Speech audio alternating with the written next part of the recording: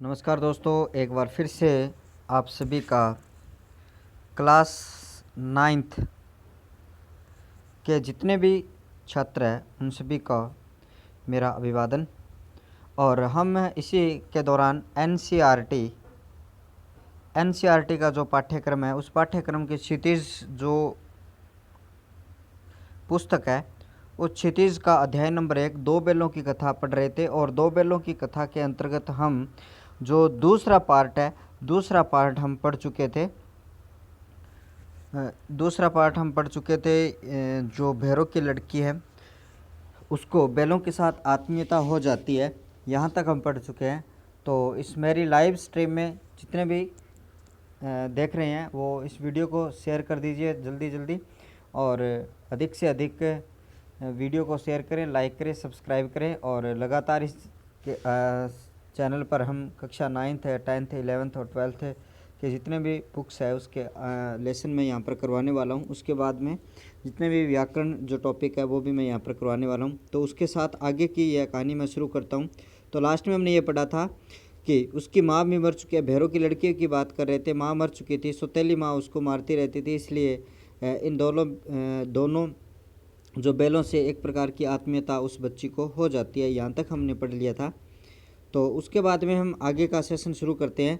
आज की जो दूसरा पार्ट है उसको हम पढ़ते हैं कि दोनों दिन भर जोते जाते, डंडे खाते, अड़ते, शाम को थान पर बांध दिए जाते, जो ठान होती है, जो गोंद है, वहाँ पर बांध दिए जाते और रात को वही बालिका उन्हें 2 रोटियाँ खिला देती। यानी हमेशा के ये जो एक रूटीन वर्क हो चुका था, वह बालिका है वो हमेशा उसको रात को 2 रोटियाँ खिला जाती थी, दोनों को एक एक करके। प्रेम के इस प्रसाद की यह बरकत थी कि 2-2 गाल सूखा भूसा खाकर भी दोनों दुर्बल न होते थे, मगर दोनों की आंखों में रोम रोम में विद्रोह भरा हुआ था। अपने मालिक के प्रति, झूरी काछी के प्रति, गया के प्रति उनका जो विद्रोह था वो था। एक दिन मोती ने मूक भाषा में कहा, अब तो नहीं सहा जाता हीरा। यानी वो जो मूक भाषा का विनियम है वो उसके माध्यम से कहता है कि अब नहीं सहा जाता, क्या करना चाहते हो। मोती कहता है उसको एकाध को सींगों से उठाकर फेंक दूँ। हीरा कहता है कि एकाध को सींगों से उठाकर फेंक दूँ, लेकिन जानते हो वह प्यारी लड़की जो हमें रोटियां खिलाती है उसी की लड़की है जो इस घर का मालिक है। उस बात को समझ जाते हैं, यह बेचारी अनाथ न हो जाएगी तो मालकिन को न फेंक दूँ, वही तो उस लड़की को मारती है। लेकिन औरत जात पर सींग चलाना मना है। दोनों बैल आपस में बात करता है और औरत जात पर सींग चलाना मना है, यह भूले जाते हो। तुम तो किसी तरह निकलने ही नहीं देते, बताओ तुड़ाकर भाग चले। हाँ, यह मैं स्वीकार करता हूँ, लेकिन इतनी मोटी रस्सी टूटेगी कैसी। दोनों बैल है वो आपस में बातें करते हैं कि इतनी मोटी रस्सी है वो किस प्रकार से टूटेगी। तो इसका एक उपाय है, पहले रस्सी को थोड़ा सा चबा लो, फिर एक झटके में जाती है। यानी पहले रस्सी को थोड़ा चबा लिया जाए, उसको नरम कर लिया जाए, उसके बाद में एक झटके से वो टूट जाएगी। रात को जब बालिका रोटी खिलाकर चली गई, दोनों रस्सियां चबाने लगे, पर मोटी रस्सी मुँह में न आती थी। बेचारे बार बार जोर लगाकर रह जाते थे। सहसा घर का द्वार खुला और वही लड़की निकली। दोनों सिर झुकाकर उसका हाथ चाटने लगे। दोनों की पूंछें खड़ी हो गई। उसने उनके माथे सहलाए और बोली, खोले देती हूँ, चुपके से भाग जाओ, नहीं तो यहाँ लोग मार डालेंगे।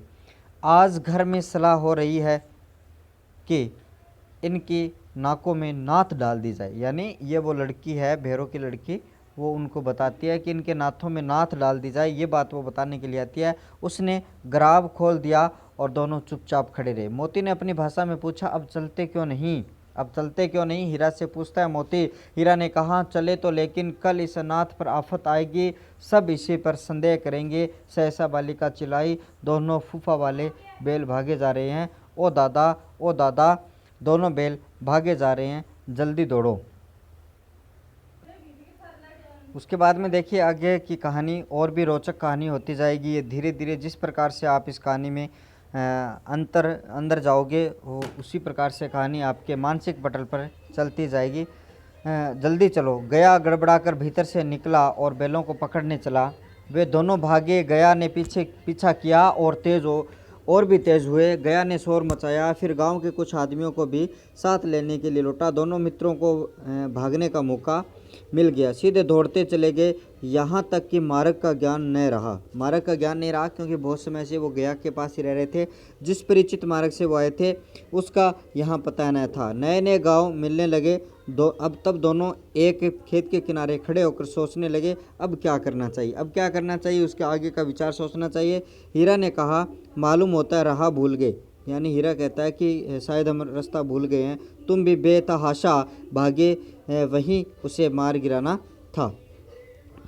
उसे मार गिराते तो दुनिया क्या कहती, वह अपना धर्म छोड़ दे। लेकिन हम अपना धर्म क्यों छोड़ें? दोनों भूख से व्याकुल हो रहे थे। खेत में मटर खड़ी थी, चरने लगे, रह रह कर आहट ले लेते थे और कोई आता तो नहीं है। जब पेट भरकर गया, दोनों ने आज़ादी का अनुभव किया तो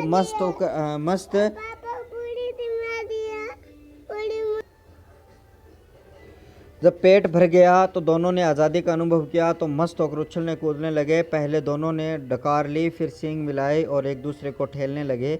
मोती ने हीरा को कई कदम पीछे हटा दिया और यहाँ तक कि वह खाई में गिर गया। यानी दोनों अब खेलते हैं। उसके बाद में देखिए क्या होता है। तब उसे भी क्रोध आया, संभल कर उठा और फिर मोती से मिल गया। मोती ने देखा खेल में झगड़ा हुआ चाहता है तो किनारे हट गया। तो इस प्रकार से ये दूसरा अंक है, वो बालिका है उन दोनों को वहाँ से जो थान है उससे खोल देती है। तो इस प्रकार से आगे देखिए तीसरे अंक में क्या होता है। तीसरा अंक प्रारंभ होता है, अरे यह क्या, कोई सांड ढोंगता चला आ रहा है। हाँ, सांड ही है। वह सामने आ पहुँचा। दोनों मित्र बंगले झांक रहे हैं। सांड पूरा हाथी है, उसने भिड़ना जान से हाथ धोना है, लेकिन न भिड़ने पर भी जान बचती नहीं नजर आती। उन्हीं की तरफ आ भी रहा है। कितनी भयंकर सूरत है। मोती ने मूक भाषा में कहा, बुरे फंसे। यानी उनके सामने कोई सांड आ रहा था बड़ा सारा, जान बचेगी, कोई उपाय सोचो। हीरा ने चिंतित स्वर में कहा, अपने घमंड में भूला हुआ है। आरजू विनती न सुनेगा, भाग क्यों न चले। दोनों आपस में बात करते हैं और भागने का वहाँ से प्लान बना लेते हैं। उसके बाद में देखिए भागना कायरता है, फिर यही मरो। बंदा तो 9-2-11 होता है। बंदा यहाँ होता तो 9-2-11 होता और जो दौड़ाए। फिर क्या उपाय सोचा? जल्द उपाय यही है कि उस पर दोनों जने एक साथ चोट करे। मैं आगे से रंगेदता हूँ, तुम पीछे से रंगे दो। दोहरी मार पड़ेगी तो भाग खड़ा होगा। मेरी ओर झपटे, तुम बगल में उसके पेट में सींग घुसोड़ देना। जान जोखिम है पर दूसरा उपाय नहीं है। दोनों ये आपस में क्या करते हैं, एक प्लान तैयार करते हैं और दोनों मित्र जान हथेली पर लेकर लपके। सांड को भी संगठित शत्रुओं से लड़ने का तजर्बा न था। वह तो एक शत्रु से मल्लयुद्ध करने का आदी था, जो उनका आदत थी। जो ही हीरा पर झपटा तो मोती ने पीछे से दौड़ाया। सांड उसकी तरफ मुड़ा तो हीरा ने रगेदा। सांड चाहता था कि एक एक करके दोनों को गिरा ले, पर ये दोनों भी उस्ताद थे, उसे वह अवसर न देते थे। एक बार सांड जलाकर हीरा का अंत कर देने के लिए चला कि मोती ने बगल से आकर पेट में सींग भोंक दिया। सांड क्रोध में आकर पीछे फिरा तो हीरा ने दूसरे पहलू में सींग चुभा दिया। आखिर बेचारा जख्मी होकर भागा और दोनों मित्रों ने दूर तक उसका पीछा किया, यहाँ तक कि सांड बेदम होकर गिर पड़ा। तब दोनों मित्रों ने उसे छोड़ दिया। तो इस प्रकार से वो सांड क्या बताए, उससे भी वो छुटकारा पा लेते हैं। दोनों मित्र विजय के नशे में झूमते चले जाते थे। मोती ने अपनी सांकेतिक भाषा में कहा, मेरा जी तो चाहता था कि बच्चा को भी मार ही डालूं। हीरा ने तिरस्कार किया, गिरे हुए बेरी पर सींग न चलाना चाहिए, यह सब ढोंग है। बेरी को ऐसा मारना चाहिए कि फिर न उठे। अब घर कैसे पहुंचेंगे वह सोचो, पहले कुछ खा लें तो सोचें। सामने मटर का खेत था ही, मोती उसमें घुस गया। हीरा मना करता रहा पर उसने एक न सुनी। अभी 2 ही 4 ग्रास खाए थे कि 2 आदमी लाठियां लेकर दौड़ पड़े और दोनों मित्रों को घेर लिया और हीरा तो मेड़ पर था, निकल गया। मोती सींचे हुए खेत में था और उसके खुर कीचड़ में धंसने लगे। न भाग सका, पकड़ लिया। हीरा ने देखा संगी संकट में है तो वह लौट पड़ा, फंसेंगे तो दोनों फंसेंगे। रखवालों ने उसे भी पकड़ लिया। तो इस प्रकार से दोनों पकड़ जाते हैं। प्रातःकाल दोनों मित्र कौंजी हाउस में बंद कर दिया। ये कौंजी हाउस का जो मामला है इस कहानी में बड़ा ही अच्छा है, यहाँ से प्रश्न बनने की संभावना है। तो दोनों हीरा और मोती को, दोनों मित्रों को कौंजी हाउस में बंद कर लिया। ये था जो मटर के खेत का जो विवरण था वो तीसरे अंक में था। मटर के खेत का जो विवरण था वो तीसरे अंक में था। अब चौथे अंक में क्या चीज़ है वो मैं आपके सामने कर रहा हूँ। देखिए, दोनों मित्र को जीवन में पहली बार ऐसा साबिका पड़ा कि सारा दिन बीत गया और खाने को एक दिन का भी नहीं मिला। समझ में नहीं आता था यह कैसा स्वामी है, इससे तो गया भी फिर भी अच्छा था। यहाँ कई भैंसें थी, कई बकरियाँ, कई घोड़े, कई गधे, पर किसी के सामने चारा न था। सब जमीन पर मुर्दों की तरह पड़े थे। कई तो इतने कमज़ोर हो गए थे कि खड़े भी न हो सकते थे। सारा दिन दोनों मित्र फाटक की ओर टकटकी लगाए ताकते रहे, पर कोई चारा लेकर आता न दिखाई दिया। तब दोनों ने दीवार की नमकीन मिट्टी चाटनी शुरू की, पर इससे क्या तृप्ति होती। रात को भी कुछ भोजन न मिला तो हीरा के दिल में विद्रोह की ज्वाला देख उठी। मोती से बोला, अब तो नहीं रहा जाता मोती, अब तो नहीं रहा जाता, कुछ विद्रोह करना ही पड़ेगा। मोती ने सिर लटकाए हुए जवाब दिया, मुझे तो मालूम होता है प्राण निकल रहे हैं। मोती कहता है कि प्राण निकल रहे हैं, इतनी जल्दी हिम्मत न हारो भाई, यहाँ से भागने का कोई उपाय निकालना चाहिए। आओ दीवार तोड़ डालें। मुझसे तो अब कुछ नहीं होगा। बस इसी बूते पर अकड़ते थे, सारी अकड़ निकल गई। बाड़े की दीवार कच्ची थी, हीरा मजबूत तो था ही। उनके नुकीले सिंग दीवार में गड़ा दिए और जोर मारा तो मिट्टी का एक चिप्पड़ निकल आया और फिर तो उसका साहस ही बढ़ा और उसने दौड़ कर दीवार पर चोटें की और हर चोट में थोड़ी थोड़ी मिट्टी गिरने लगी। इस तरीके से उन्होंने धीरे धीरे प्रयास शुरू कर दिया और उसी समय कौंजी हाउस का चौकीदार लालटेन लेकर जानवरों की हाजिरी लेने निकला। अर्थात अब इस बात से समझ सकते हो कि चौकीदार है वो हमेशा रात को उनकी हाजिरी लिया करता था। और हीरा का उज्जरपन देखकर उसने कई डंडे उनको रसीद कर दिए और मोटी सी रस्सी से उसको बांध दिया। मोती ने पड़े पड़े कहा, आखिर मार खाई, क्या मिला? अपने बूते भर जोर तो मार दिया, ऐसा जोर मारना किस काम का कि और बंधन में पड़ गए। जोर तो मारता ही जाऊंगा, चाहे कितने ही बंधन पड़ते जाए। इस प्रकार से हीरा और मोती दोनों की बात होती है। जान से हाथ धोना पड़ेगा, कुछ परवाह नहीं, यूँ भी तो मरना ही है। सोचो दीवार खुद जाती तो कितनी जानें बच जाती। इतने भाई यहाँ बंद है, किसी की देह में जान नहीं है। 2-4 दिन और यही हाल रहा तो सब मर जाएंगे। हाँ, यह बात तो है। अच्छा तो ला, फिर मैं भी जोर लगाता हूँ। अब वो दोनों हैं, अब जोर लगाने लग जाते हैं। मोती ने भी दीवार उसी तरह सींग मारा, थोड़ी सी मिट्टी गिरी और फिर हिम्मत बढ़ी। फिर तो वह दीवार में सींग लगाकर इस तरह जोर करने लगा मानो किसी प्रतिद्वंदी से लड़ रहा है। और आखिर कोई 2 घंटे की जोर आजमाइश के बाद दीवार ऊपर से लगभग एक हाथ गिर गई। उसने दूनी शक्ति से दूसरा धक्का मारा तो आधी दीवार गिर गई। इस तरीके से उनका जो प्रयास है वो थोड़ा थोड़ा सफल होता नजर आ रहा था। दीवार का गिरना था कि अधमरे से पड़े हुए सभी जानवर चेत उठे और तीनों घोड़ियां सरपट भाग निकली। 3 बकरियां, फिर बकरियां निकली, उसके बाद भैंसें भी खींचे गई, फिर गधे अभी तक ज्यों के त्यों खड़े थे। हीरा ने पूछा, तुम दोनों क्यों नहीं भागे? एक गधे ने कहा, जो कहीं फिर पकड़ लिए जाएं तो क्या हर्ज है? कहता है तो क्या हर्ज है भाई, अभी तो भागने का अवसर है, तो हमें तो डर लगता है इसीलिए यहीं पड़े रहते। वो गधा कहता है कि हमें तो डर लगता है, हम तो यहीं पड़े रहेंगे।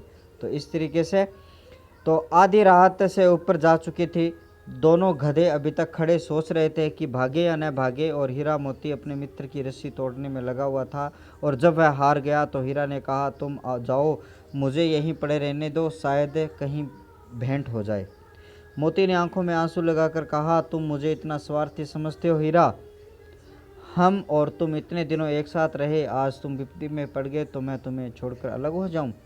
हीरा ने कहा, बहुत मार पड़ेगी, लोग समझ जाएंगे यह तुम्हारी शरारत है। मोती गर्व से बोला, जिस अपराध के लिए तुम्हारे गले में बंधन पड़ा, उसके लिए अगर मुझ पर मार पड़े तो क्या चिंता। इतना तो हो ही गया कि 9-10 प्राणियों की जान बच गई, सब आशीर्वाद देंगे। और यह कहते मोती ने दोनों गधों को सींगों से मार मार कर बाड़े से बाहर निकाला और तब अपने बंधु के पास आकर रो रहा था। भोर होते ही मुंशी और चौकीदार सब उन अन्य कर्मचारियों में कैसी खलबली मची, उसने लिखने की ज़रूरत ही नहीं है, बस इतना ही काफ़ी है कि मोती की खूब मरम्मत हुई और उसे भी मोटी रस्सी से बांध दिया गया। तो इस तरीके से चौथे अंक में उस कोजी हाउस का एक दृश्य था आपके सामने, और अब दोनों को बुरी तरीके से बांध दिया गया है और 1 सप्ताह तक दोनों मित्र वहां बंधे पड़े रहे। 1 सप्ताह का समय बीत गया, 7 दिनों का समय बीत जाता है और उसके बाद में क्या होता है, किसी ने चारे का एक तिनका भी न डाला और हाँ, एक बार पानी दिया जाता था, यही उनका आधार था। दोनों इतने दुर्बल हो गए थे कि उठा तक न जाता। ठठरियाँ निकल आई थी। एक दिन बाड़े के सामने डुग्गी बजने लगी और दोपहर होते थे वहाँ 50-60 आदमी जमा हो गए। तब दोनों मित्र निकाले गए और उनकी देखभाल होने लगी। लोग आकर उसकी सूरत देखते और मन फीका करके चले जाते। ऐसे मृतक बैलों को कौन खरीदार होता। तो आगे देखिए क्या वृतांत होता है, बड़े ही मार्मिक उसका इस कहानी का जो अंत है वो आपको सामने देखने को मिलेगा। सहसा एक दड़ियल आदमी जिसकी आंखें लाल थी और मुद्रा अत्यंत कठोर आया और दोनों को कुल्हों में उंगली गोंदकर मुंशी जी से बातें करने लगा। उसका चेहरा देखकर अंतर्ज्ञान दोनों मित्रों के दिल कांप उठे। वह कौन है और उन्हें क्यों टंटोल रहा है, इस विषय में उन्हें कुछ संदेह न हुआ। दोनों ने एक दूसरे से भीत नेत्रों से देखा और सिर झुका लिया। हीरा ने कहा, गया के घर से नाहक भागे, अब जान न बचेगी। यानी नाहक बिना मतलब के ही भागना और अब यहाँ से जान नहीं बचने वाली है। तो इस तरीके से जब आप मुंशी प्रेमचंद की कहानियाँ पढ़ते हो तो पूरा जो वृत्तांत है आपके आंखों के सामने चलता है। सजीव चित्रात्मक शैली का प्रयोग मुंशी प्रेमचंद जी ने किया है। मोती ने अश्रद्धा के भाव से उत्तर दिया, कहते भगवान सबके ऊपर दया करते हैं, उन्हें हमारे ऊपर क्यों दया नहीं आती। भगवान के लिए हमारा मरना जीना दोनों बराबर है। चलो अच्छा ही है, कुछ दिन उसके पास तो रहेंगे। एक बार भगवान ने उस लड़की के रूप में हमें बचाया था, क्या अब न बचाएंगे। यह आदमी छुरी चलाएगा, देख लेना। तो क्या चिंता है, मांस खाल सींग हड्डी सब किसी न किसी काम तो आ ही जाएगा। नीलाम हो जाने के बाद दोनों मित्र उस दड़ियल के साथ चले। दोनों की बोटी बोटी कांप रही थी। बेचारे पांव तक न उठा सकते थे, पर भय के मारे गिरते पड़ते जाते थे, क्योंकि वह जरा भी चाल धीमी हो जाने पर जोर से डंडा जमा देता था। राह में गाय बैलों का एक रेवड़ हरे हार में चलता नजर आया। सभी जानवर प्रसन्न थे, चिकने चपल, कोई उछलता था, कोई आनंद से बैठा पागुर करता था। कितना सुखी जीवन था उनका, पर कितने स्वार्थी हैं सब। किसी को चिंता नहीं कि उसके 2 भाई वधिक के हाथ पड़े, कैसी दुखी हैं। सहसा दोनों को ऐसा मालूम हुआ कि यह परिचित रहा है। हाँ, इसी रास्ते में गया उन्हें ले गया था। वही खेत, वही बाग, वही गांव मिलने लगे। प्रति क्षण उनके चाल तेज होने लगी। सारी थकान, सारी दुर्बलता गायब हो गई। यह लो, अपना ही हार आ गया। इसी कुएं पर हम पुर चलाने आया करते थे।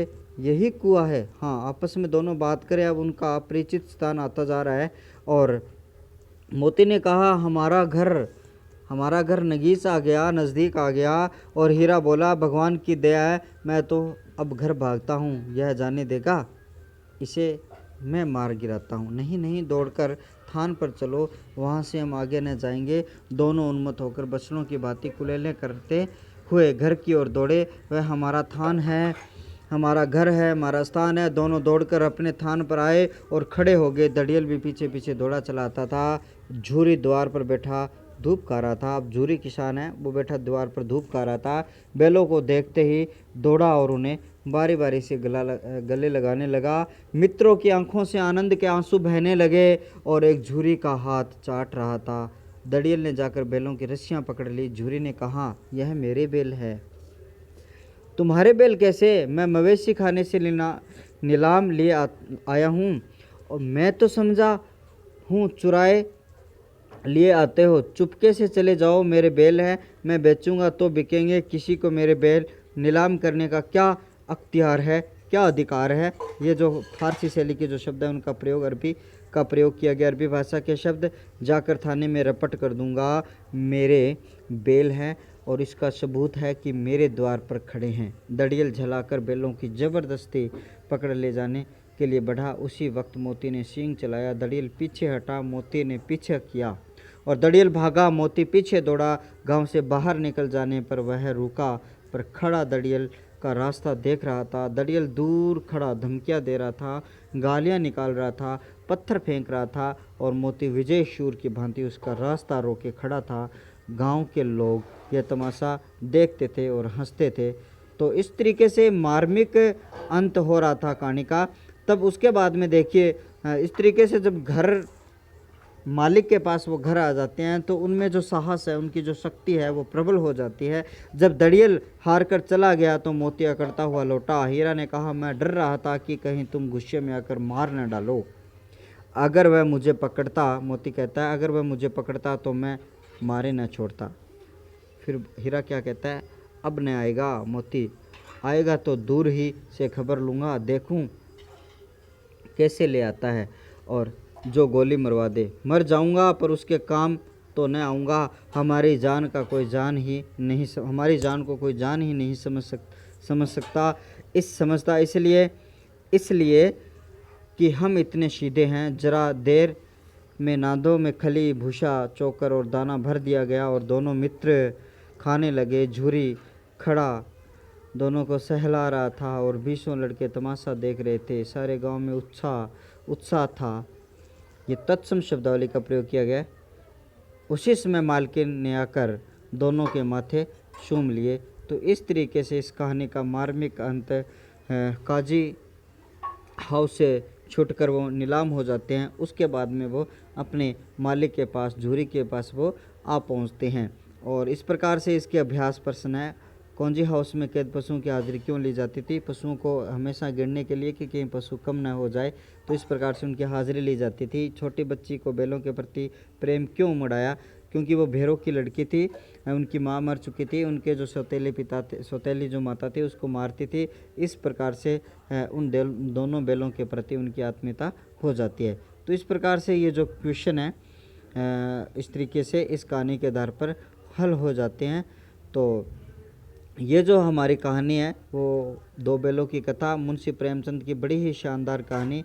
आपको ये कहानी कैसे लगी, दो बैलों की कथा? तो आप मुझे कमेंट बॉक्स में ज़रूर बताओगे दो बैलों की कथा। इसी प्रकार से मैं अन्य कहानियाँ और भी लेके आने वाला हूँ और इसके साथ साथ हम और भी ग्रामर के टॉपिक, अन्य कक्षाओं की भी वीडियो इस यूट्यूब चैनल के माध्यम से हम पढ़ने वाले हैं। आज के लिए इतना ही। अपना ख्याल रखिए। धन्यवाद। जय हिंद, जय भारत।